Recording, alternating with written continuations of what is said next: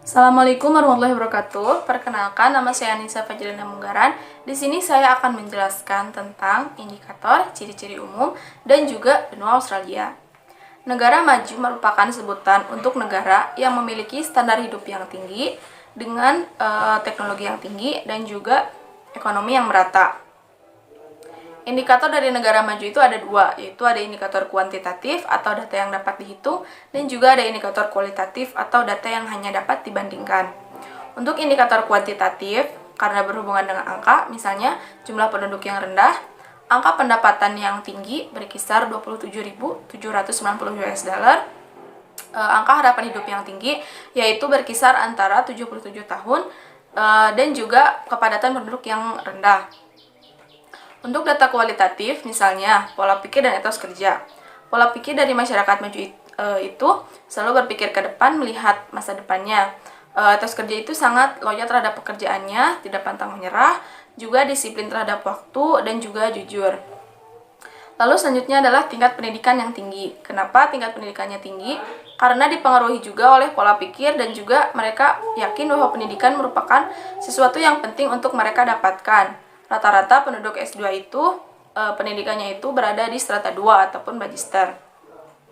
Lalu selanjutnya data kualitatif itu ada mata pencaharian di bidang industri, sektor jasa, dan juga perdagangan, khususnya mengekspor barang. Lalu ada ciri-ciri umum dari negara maju. Ciri-ciri ini bisa jadi ada semua di negara maju, bisa jadi hanya sebagian ataupun hanya beberapa saja. Ciri-ciri umum ini misalnya memiliki teknologi yang canggih, angka kematian dan kelahiran rendah. Kenapa rendah? Karena mereka itu menikah di usia yang relatif tidak muda ataupun berkisar antara 30 sampai 40 tahun bahkan lebih. Banyaknya industri elektronika dan juga transportasi. Seperti yang kita tahu, negara maju itu kebanyakan memproduksi barang yang sangat canggih. Misalnya saja di Jepang dan juga Eropa dan juga Jerman memproduksi mobil yang diekspor ke beberapa negara termasuk Indonesia. Lalu angka pengangguran sedikit karena mereka sangat produktif sekali, tidak pantang menyerah dalam mengejar usaha dan cita-citanya. Lalu ada tingkat KKN yang rendah. KKN di sini merupakan korupsi, kolusi, nepotisme. Mereka mengatakan bahwa di negara maju itu mereka bebas melakukan apapun selama mereka bisa, selama mereka mampu. Lalu ada sifat kemandirian penduduk yang tinggi. Mereka itu sangat mandiri sekali, di mana mereka sejak umur 17 tahun di beberapa negara Eropa dan juga Amerika dilepaskan begitu saja oleh orang tuanya untuk mencari uang sendiri dan juga hidup mandiri. Lalu ada sifat kebangsaan yang tinggi dan juga ada hak menjunjung tinggi hak kesetaraan gender dan juga hak asasi manusia. Mereka membebaskan hak tersebut dan juga memberikan kebebasan untuk warganya dalam memeluk agama dan juga heterogenesis seksualnya. Selanjutnya adalah benua Australia. Benua Australia merupakan sebutan untuk negara di bagian bumi bagian selatan dan merupakan nama untuk sebuah benua juga yang merupakan benua terkecil di dunia. Perbatasan dari Australia ini di sebelah utara berbatasan dengan Indonesia, Papua Nugini, dan juga Timor Leste. Di sebelah timur berbatasan dengan Pulau Vanuatu dan Pulau Solomon yang secara administrasi merupakan milik Prancis. Lalu di sebelah tenggara berbatasan dengan Selandia Baru. Iklim dari Australia sendiri merupakan iklim berlainan, di mana iklim ini dipengaruhi oleh angin, arus samudra, jarak dengan pantai, dan juga garis lintang. Karena hal tersebut, Australia memiliki 3 musim yang berbeda, yaitu di garis lintang utara, yaitu musim tropis, lalu di tengah subtropis, dan yang paling selatan itu beriklim sedang. Ini juga mempengaruhi terhadap pertanian pertanian Australia yang sangat maju. Pertanian di Australia sendiri menganut pertanian gaya Eropa, di mana mereka merupakan penghasil makanan bagi Inggris, yang seperti kita tahu bahwa Australia merupakan negara persemakmuran dari Inggris. Untuk pertanian sendiri, misalnya ada gandum, wol, tebu, dan juga padi. Peternakan Australia sendiri sangat terkenal akan sapi pedaging dan juga sapi perahnya. Lalu bentang alam dari benua Australia sendiri yaitu pegunungan timur dan juga padang pasir. Flora dan fauna Australia ini sangatlah endemik ataupun sangat khas. Dari floranya sendiri ada pohon yang sangat besar dan juga heterogen, misalnya ada pohon eukaliptus dan juga pohon akasia yang mereka itu tumbuh di semua iklim tersebut, baik itu iklim tropis, subtropis maupun beriklim sedang. Lalu faunanya seperti yang kita tahu bahwa fauna di Australia itu sangat unik. Misalnya yaitu mereka adalah hewan marsupial ataupun hewan berkantung. Misalnya koala dan juga kanguru.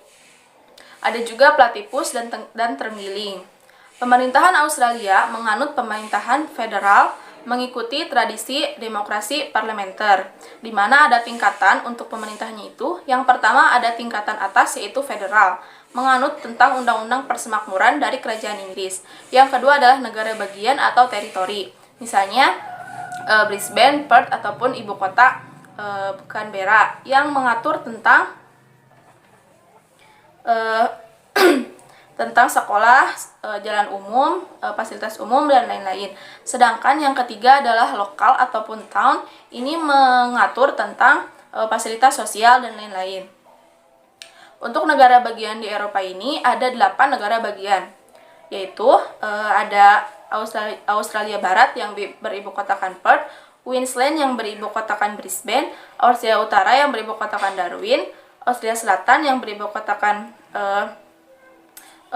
Adelaide, lalu New South Wales yang beribu kotakan Sydney, Victoria beribu kotakan Melbourne, Tasmania beribu kotakan Perth, dan juga ibu kota Australia sendiri yaitu Canberra. Di sini saya akan menjelaskan tentang 3 dari 8 tersebut. Yang pertama adalah Canberra. Canberra merupakan ibu kota dari Australia yang dicetuskan pada tahun 1908. Canberra ini terletak di tengah-tengah antara Sydney dan juga Melbourne. Lalu selanjutnya adalah Melbourne. Melbourne merupakan pusat bisnis Australia. Melbourne dijuluki negara paling nyaman di dunia pada tahun 2002 dan juga 2004 oleh majalah The Economic. Selanjutnya adalah Sydney. Ketika kita berbicara tentang Australia, tentu kita juga berbicara tentang Sydney, ataupun Sydney itu adalah pusat kebudayaan, pusat perdagangan, pusat bisnis, pusat hiburan, dan juga paling pusat di Australia. Sydney ini merupakan negara bagian di Australia yang sangat mewah dan juga megah. Selanjutnya, kenapa Australia sendiri itu dikatakan sebagai negara maju? Karena kita lihat dari IPM atau Indeks Pembangunan Manusia. Indeks Pembangunan Manusia ini, Australia menempati angka ranking ke-6, di mana tingkat pendidikannya itu sangat tinggi, yaitu 22,1 tahun. Pendapatan per kapitanya itu 44.097 US dollar. Dan hak asasi manusianya itu hanya 0,975%. Nah, seperti yang kita tahu bahwa negara maju itu memiliki indikator dan ciri-ciri umum, dan salah satunya itu adalah Australia. Tetapi ketika kita berbicara tentang Australia, kita juga tidak terlepas dari suku asli dari Australia sendiri, yaitu suku Aborigin. Untuk peninggalan sendiri, suku Aborigin ini ada di Taman Nasional Uluru, yang di sana itu terdapat sumber mata air, gua, dan juga lukisan primitif dari suku Aborigin. Nah, mungkin itu saja video dari saya. Semoga bermanfaat. Wassalamualaikum warahmatullahi wabarakatuh.